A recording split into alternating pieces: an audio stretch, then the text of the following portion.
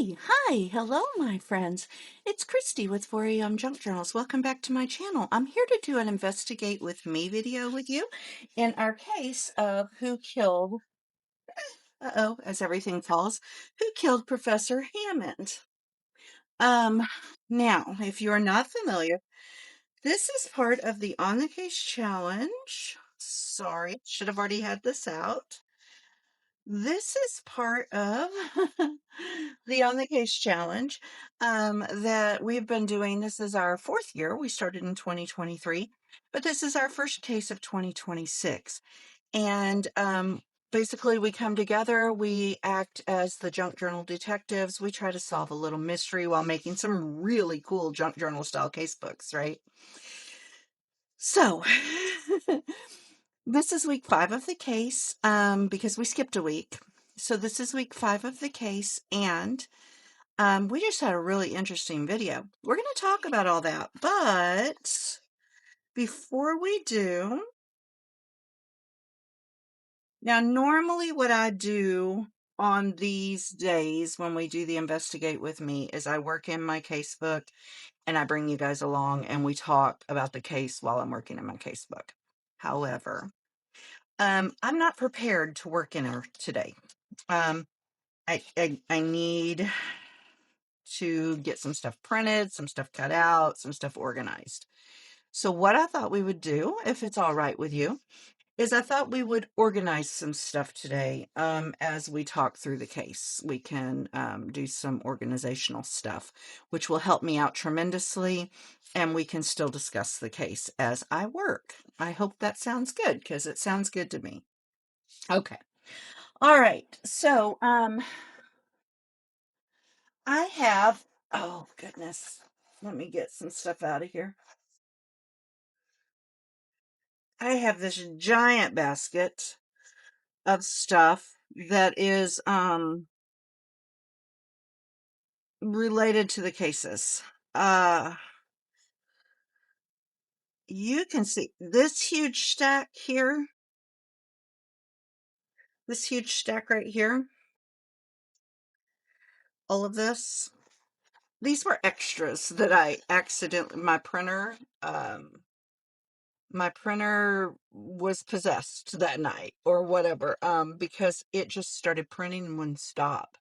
And it was printing the same pages over and over and over and over and over again for like, I don't even know how long, because this is the stack of pages that were extra over what I had asked it to print. And it wasn't even like I accidentally said accidentally hit, say, print 3 copies. No, it was saying things like printing page 77 of 30. And I'm going, what are you doing? So yeah, interesting deal there. Okay, so here's what I need to do is I need to sort this stuff by several different categories. So, as you guys know, I'm doing a Secrets of Blackwood Academy thing, which is a physical mailing that you can purchase. It's not everything you need in this case to solve the case is provided to you for free. You never have to buy anything to play this game or solve this case.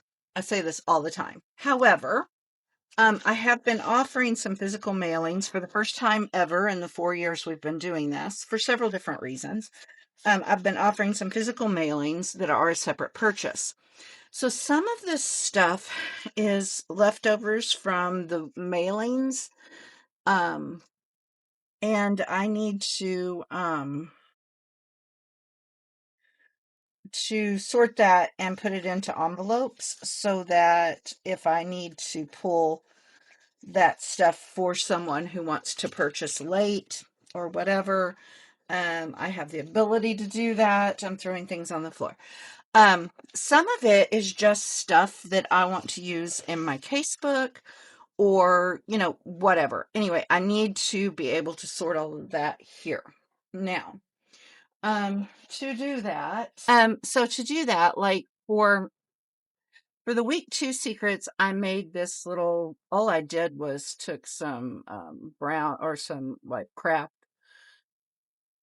colored paper and cut it into a file and put the week 2 secrets on there. And And so this holds stuff from week 2, okay? I need to do these for all of them, but I don't want to try and do that in this video because it will take forever. So what I'm going to do is I'm going to grab some manila envelopes real quick. We'll use those on a temporary. They're things that I actually use when I'm mailing stuff out to people, but we'll use them temporarily to sort, and then I can come back later and make these little files and it'll be fine. Hold on one second.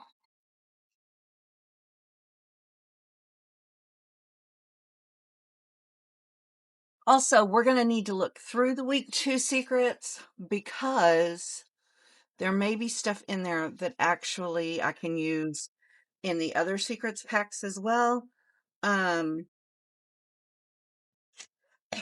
um, or that I might want to use in my, whatever. Anyway, so I want to, if it's something that I can use in another pack, I want to keep that separate from this being specific to the week 2, if that makes sense. So like, for instance, this, it just says Secrets of Blackwood Academy collectible sticker. I can use this. Here's another one. This just says Who Killed Professor Hammond. I can use this. Secrets of Blackwood Academy collectible sticker. All of these I can use. These are just general and not specific to that particular secrets pack. So I want to put these into something. Now, I'm not going to just sit here and talk to you about what I'm doing here. I'm going to actually talk about the case, because that's what you're here for. You're not here to watch me do this, right? Well, you might be. You might be interested. I don't know. But anyway, this is what we're doing, okay? Now I'm going to remember which is which. I'm going to have to probably write on these, which I didn't really want to do, but it's fine. We'll do it. So this is general. We're just going to put general. I can always cover that with something or whatever. Okay. All right. And then, okay, so like this was the week 2 secret, like, or the collectible sticker, so I put that in there. This is another one of the general pieces. Um, these are Margaret Whitlock's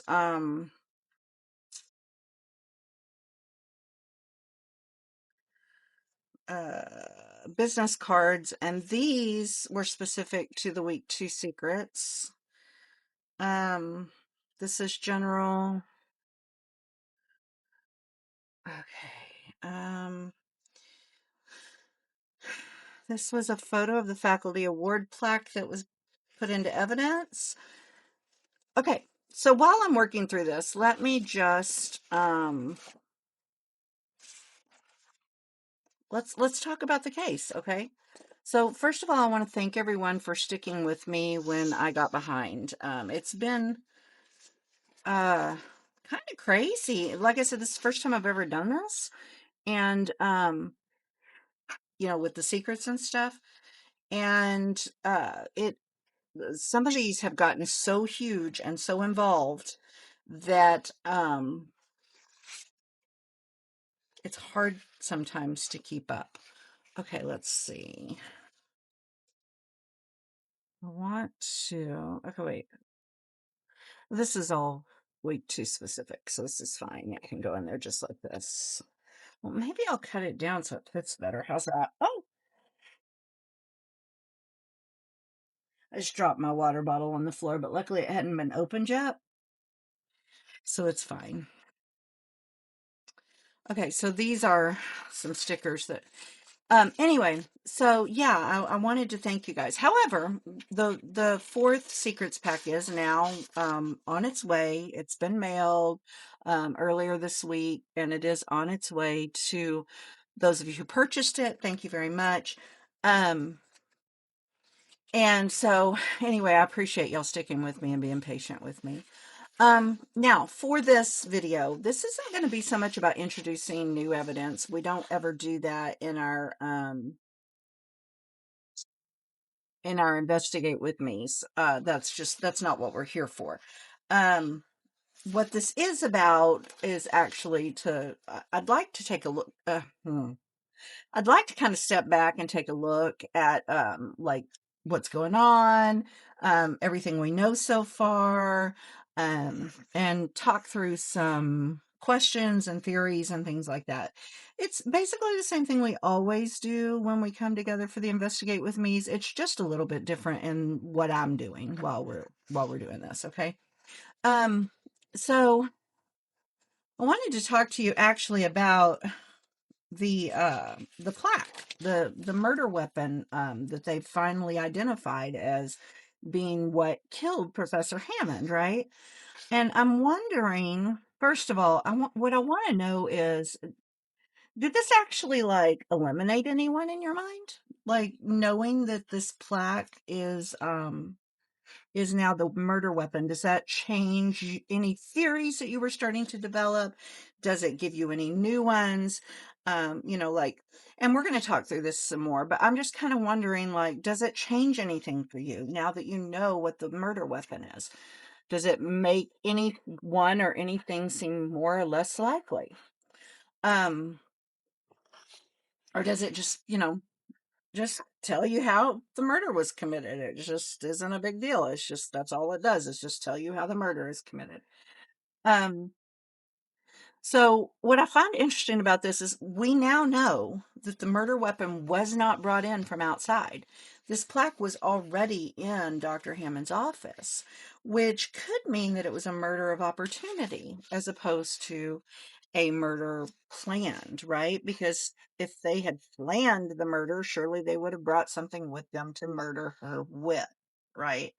So it seems kind of like a murder of opportunity, or maybe a passion, maybe there was an argument, something of that nature. It was already right there. And what that does mean is that anybody who got into Office 214, anybody who was in Dr. Hammond's office, could have used that weapon on her.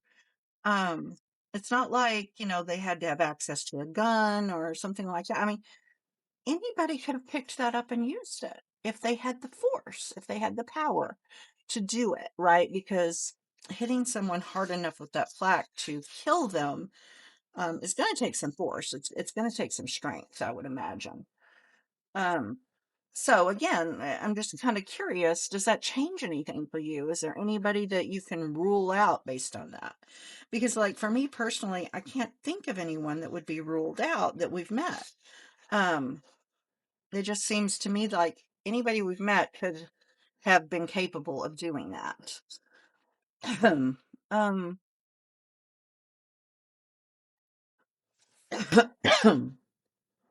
so one thing that happened in the week 5 video, we finally met the school counselor, Margaret Hale.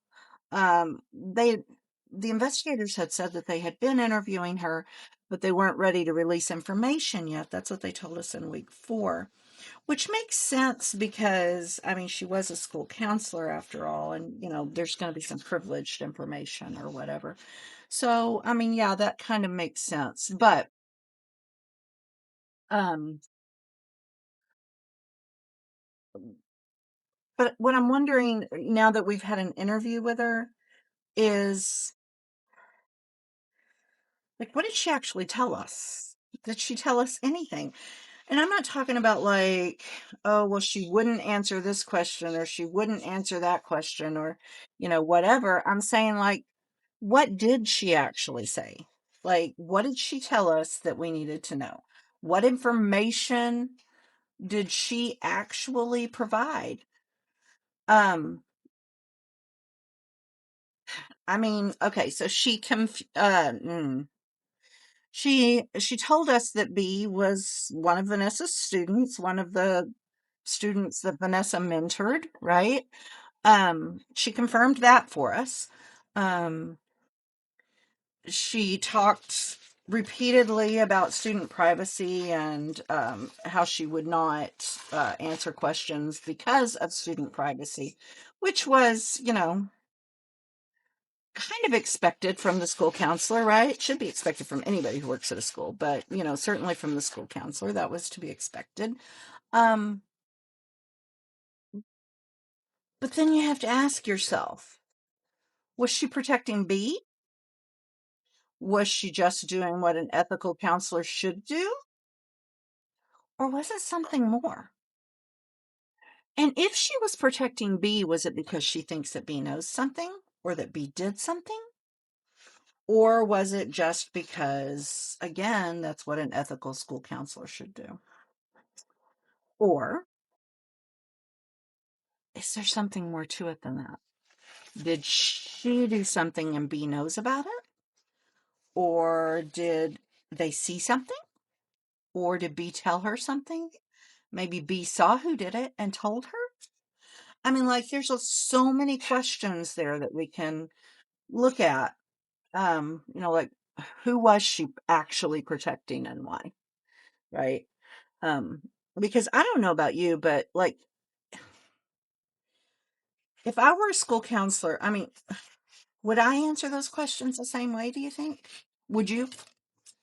Because, like, would you be willing to talk about students and their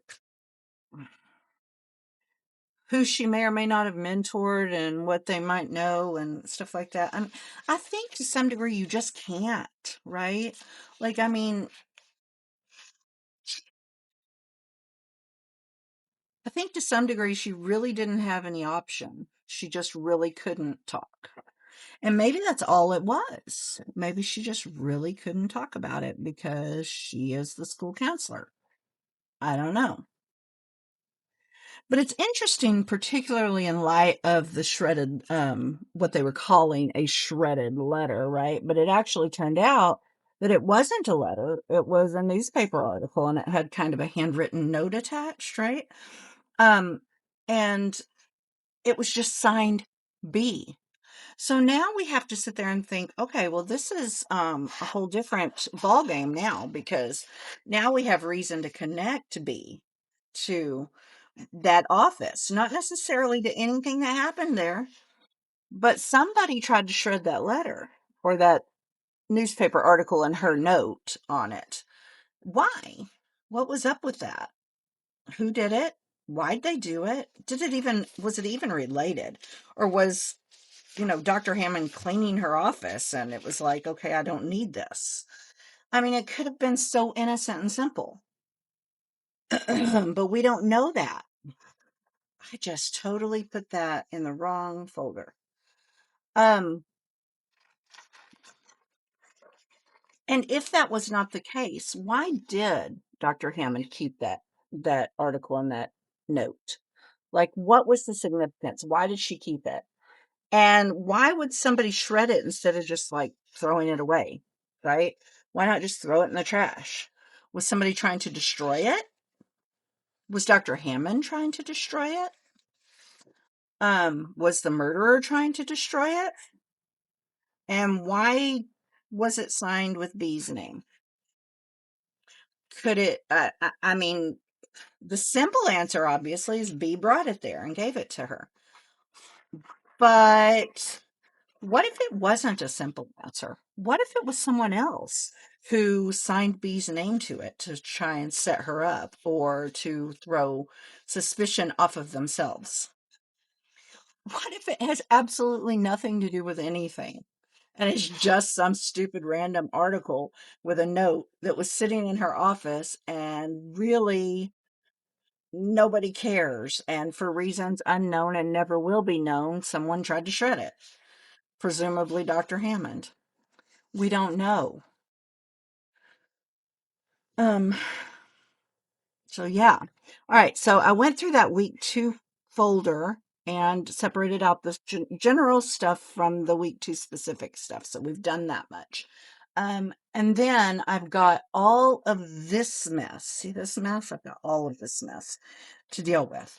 So some of this is like stickers, and this is garbage.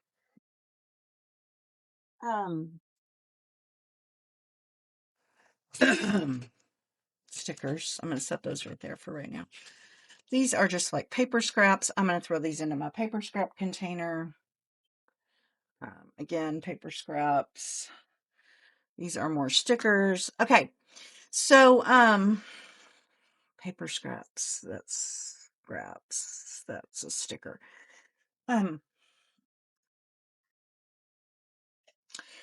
Another interesting thing that happened. This is week 1. I need a week 1 folder or a week 1 envelope.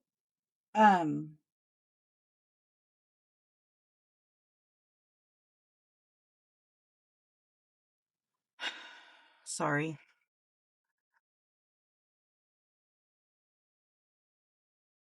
Week 1. So another interesting thing that happened was that was the Claire situation, right? So as investigators, we're starting to look further into people, right? They're kind of doing what investigators do and checking out people's backgrounds, that sort of thing, right? Well, so they, I guess, got in contact with Claire's, I don't remember what week this was from. I have to look that one up. They got in contact with Claire's previous employers and found out that this has happened to Claire before, where she's found a murder victim. It happened at her previous employment. And only that time it was her fiance, Silas, who was murdered. It was Silas, what was it? Silas Carlisle. Silas Carlisle. And oh, they were actually engaged and had been planning, I think her previous employer said they were planning a fall wedding, maybe. When she found him dead. And for a brief time, they actually considered Claire to be their prime suspect, right? These are week 4. Or file 4. I keep saying week, it should be file. So yeah, so for a while they considered her their prime suspect. And then I guess according to her employer, they found the real murderer and, Claire was completely exonerated or whatever. But by then the damage had been done, right? So she had already lost her fiance. She had kind of lost her love of her job because people had not been very nice to her when she was under suspicion.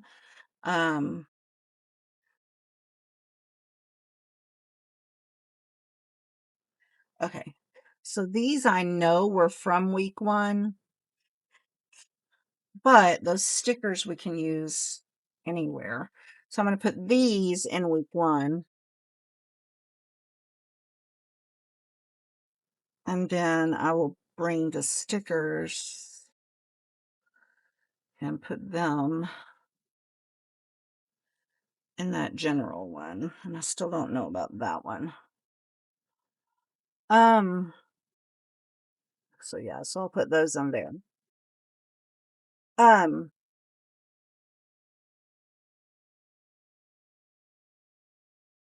so does knowing this, does this make Claire more suspicious for you? Less suspicious? Um, does it affect the way you see Claire at all? I mean, surely it does because it's a pretty big deal, right? It's not like something we can just write off as unimportant. Um, I mean, I would assume that like me, you're thinking it matters, right? Um, okay, so this was a free printable I gave you guys. That is an address label with one of your addresses on it. This is a general thing. Let's that in there. And I'm going to go ahead and put this in the general thing as well. Okay. This was week 3 or file 3. I'm sorry, I'm doing a lot of umming, aren't I? Anyway, so because like what I'm wondering is if somebody had lived through that kind of trauma once already, would they react differently after they found the person in the second murder? I mean, would that change the way that they behaved? Because I kind of think it would. But does that explain or complicate um, the way that Claire reacted? Right? Does it explain it or does it complicate it? Because here's the thing: is I'm still bothered by that missing 6 minutes. You guys obviously were bothered by it. You brought it up, and it's still bugging me. So I want to ask you, what do you think happened during that time? Like, um, what do you think happened during those missing 6 minutes? Do you think that Claire was in shock? I mean, she said that she didn't know, that it didn't seem like 6 minutes to her, that she just kind of came to herself. We talked about this last week. She just kind of came to herself and found herself standing there with like Dr. Hammond lying there dead, right? Um,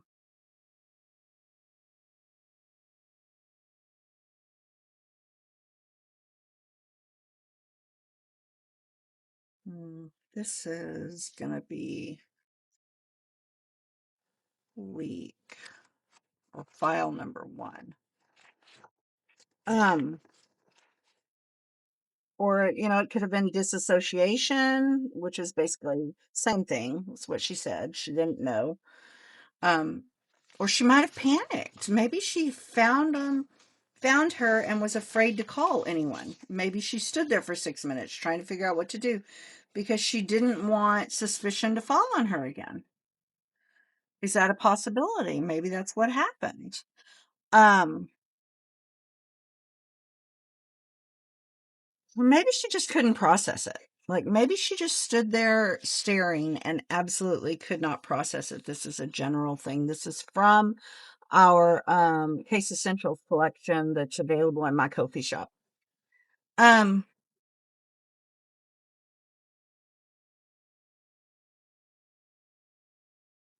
that was week 2, I think. Where did I just put my scissors? Oh. Yeah, so maybe she just couldn't process it. Or maybe something happened during those 6 minutes that we don't know about. Maybe she showed up there and Dr. Hammond was supposed to be dead and wasn't. Then what would she do? Right? Or something else happened. Maybe she interrupted the murderer. Maybe, I mean, it could have been so many different things, and we just don't know.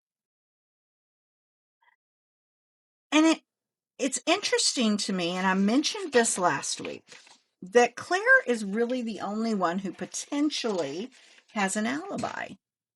So let's talk about that for a minute, because again, and as I said, we talked about this some last week as well.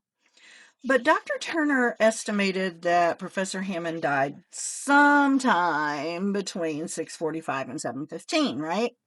These are all papers from my Case Essentials collection, in case you're wondering. Um, Sometime between those, basically a 30-minute window, right? And she's estimating she died somewhere in that time frame. All right. And like I said last week, this could be very significant for Claire. But what we need to know is where that estimate came from. So was it based solely on science? Or was it influenced by what the investigators already believed had happened? Like they already had what Claire had told them about the time she found her. So was it based partly or fully on that? Or was it all science? Because those are very, very different situations, very different questions, very different possible outcomes, right? If that estimate is entirely scientific, then Claire actually has a very strong alibi, right? Or she might have a very strong alibi. I mean, we know she was at the blood drive, okay? By her own account, she said she couldn't find Dr. Hammond. She went to look for her when she got there and found Dr. Hammond lying there. She called EMS, then she called Headmistress Whitmore, and then other people started arriving really shortly thereafter. So, if that occurred, if all that occurred before 6:45, which it did not, it occurred after 7:15, right? So, presumably between 6:45 and 7:15, if that was the murder time, then we know that okay, then we know that Claire was actually at the blood drive during that time. She didn't get to the office until later. And the other thing is, even when you're going on science, like how close can they possibly measure that? That is gonna stay out. How close can they actually get on those measurements, right? Like how accurate is that? Um this I messed up, but I'm gonna keep this because I can slap a label over that and it's still a perfectly good envelope. So I'm gonna put this over with my mailing stuff. Um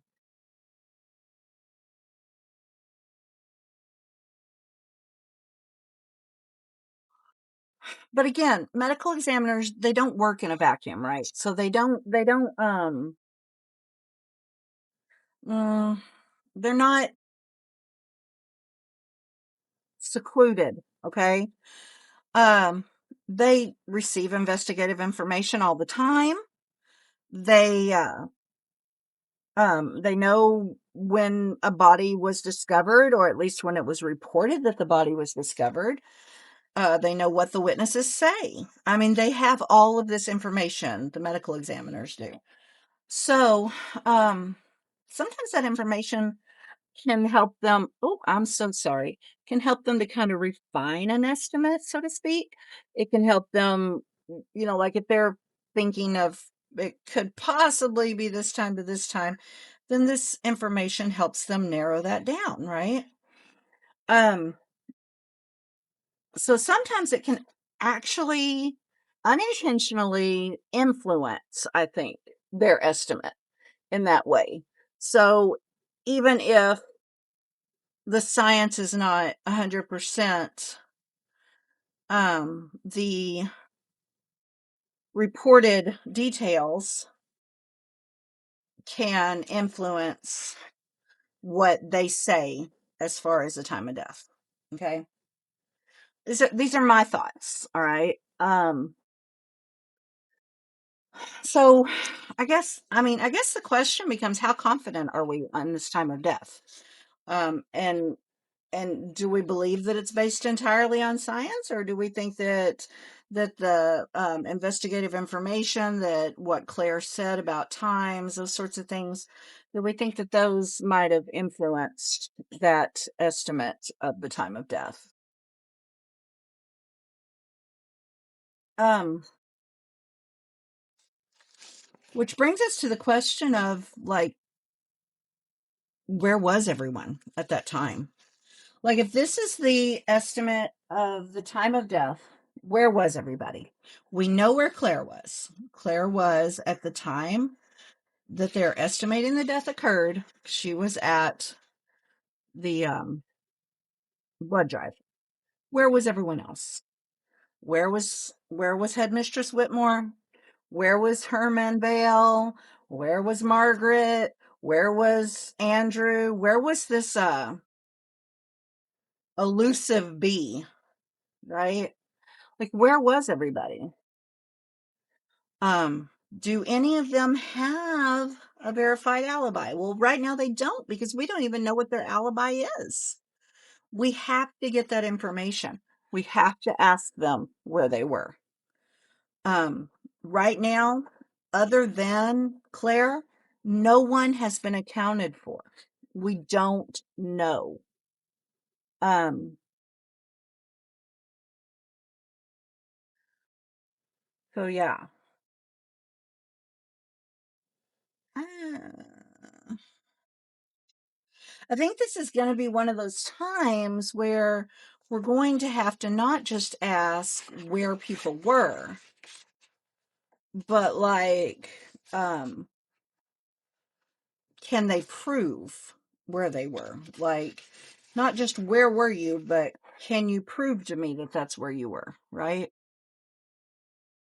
I'm going to leave that out because I don't know if there's something wrong with that one and it's not usable, or if I just had extras. So I'm going to leave it out just in case it was just an extra. Um,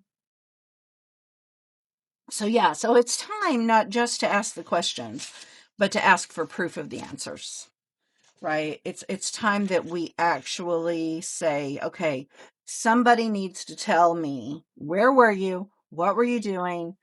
And, you know, give me something to go on, because so far those questions have not been asked. And partly that's because detectives, you guys haven't been asking the questions. Remember that you need to ask questions in the comments of the YouTube videos. And that's where we go in to answer those questions. So, and I know that for a time there, I was, because I wasn't being notified of your comments, I was not responding. And I do apologize for that, as I've said before. However, I'm trying to check them regularly now. Now look, right now there is a comment, or not a comment. There are a lot of questions in there from our lead detective, Tara. And the reason that those are there is because when she sent it to me, she said, I don't know what week that's from. I need to look. When she sent those questions, she sent me an email or a text message, and or no, dang it. She sent me a private message, and she said, don't worry about answering those questions right now. They're just there to help the detectives think. So,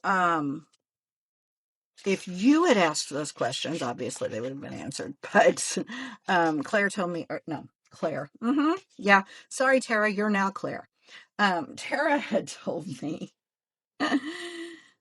she was just trying to get you guys thinking. So, um,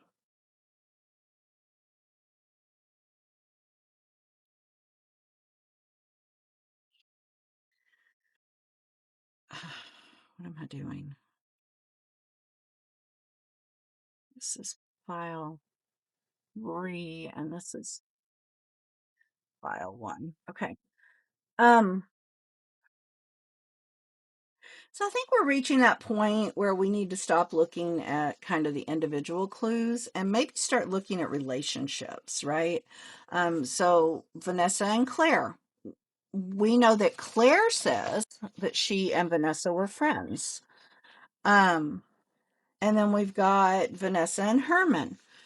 I was surprised when Herman said that he thought they were friends. I really didn't expect that. Um, I mean, I didn't think they were enemies. I think I used the term frenemies. They did not strike me as friends, right? Like that, just that threw me a little bit. I'm not gonna lie. Um, but he claims that they were friends. So that changes things a little bit. And then we've got Vanessa and Margaret. Again, Margaret says that they were friends. She said that they were colleagues and they were friends. Um, it's interesting to me that nobody outside of these friendships are mentioning the fact that there were friendships, right? So, like, no one but Claire talks about Claire and Vanessa being friends. No one but Margaret talks about Margaret and Vanessa being friends. No one but Herman talks about Herman and Vanessa being friends. Although I do think in that particular case that people have kind of a, they were friendly debaters attitude. I don't think anybody thought that they were enemies, right? They just thought that they were um, uh, colleagues who enjoyed debating one another, right? And then you've got Vanessa and B. And we just know that B was being mentored by Vanessa. We don't know anything else because so far we have not been able to talk to B, right? So for that we only have whose testimony? Margaret's, right? Margaret told us. Well, no, Herman said they were close. Was it Herman? I'm pretty sure it was Herman said they were close.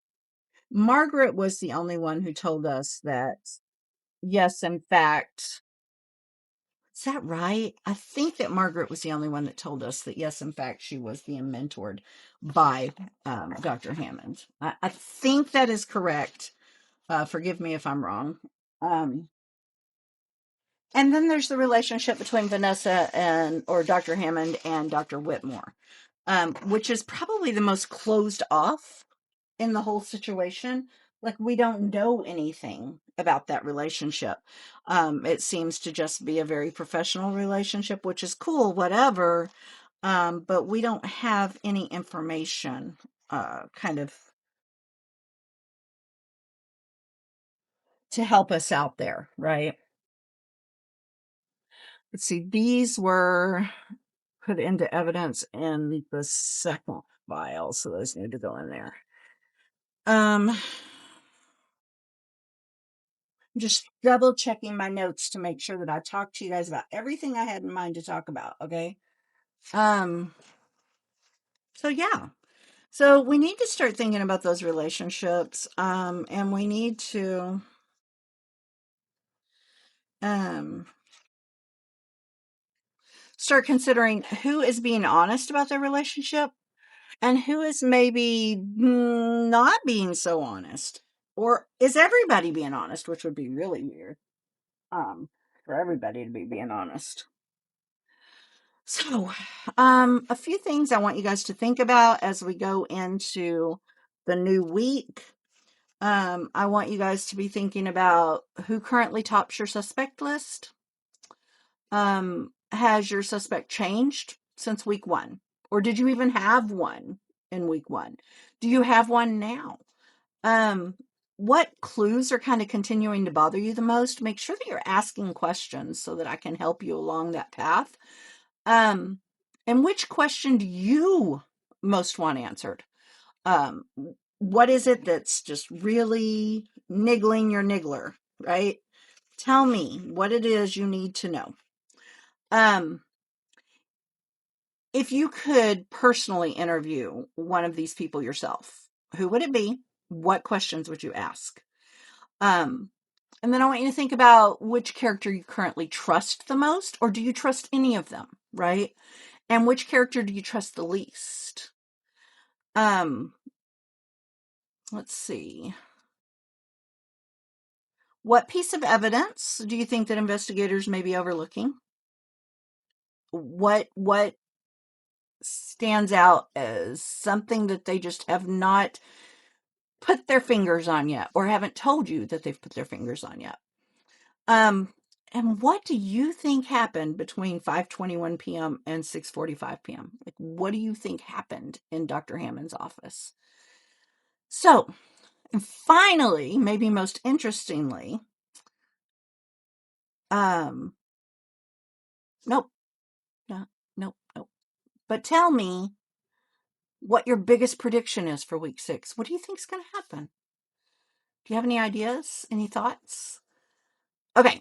Now, I really will leave you with a last thought. I just want you to think about this. What assumptions have we all been kind of making from the very beginning that could be completely wrong? Is there anything that we have been assuming from day one that you can now look at and go, wait, that may be all wrong? Think about it.